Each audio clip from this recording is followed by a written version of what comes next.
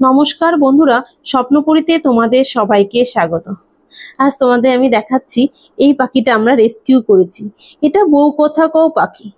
অনেকদিন থেকেই আমার বাড়ির চারপাশে এই বউকথা পাখি একজোড়া চারপাশে ঘোরাঘুরি করছে।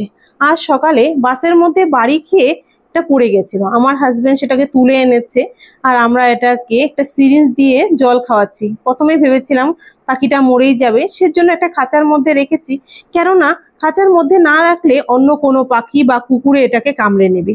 সেজন্য এটাকে খাঁচার মধ্যে কিছুক্ষণ স্টেবল হতে রেখে দিয়েছি।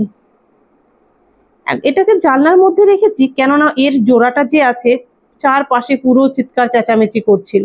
ওকে দেখিয়ে ভাবছি আর মোটামুটি সুস্থ হয়ে উঠবে। দেখো এখন পাখিটা অনেকটাই সুস্থ ও নড়াচড়া করছে। একে 4-5 ঘন্টা রাখার পর এখন এটাকে আমরা ছেড়ে দেব। তার জন্য নিয়ে যাচ্ছি ছাদে, কারণ ছাদের মধ্যে ওকে ছেড়ে দিলে ও মুক্ত আকাশে খুব সুন্দরভাবে উড়ে যেতে পারবে। সেজন্য ছাদে নিয়ে যাচ্ছি। এটাকে এখন কিছু সময় এখানে দিয়ে খুলে দেব, কারণ এটা তো প্রায় বিলুপ্তই চলে।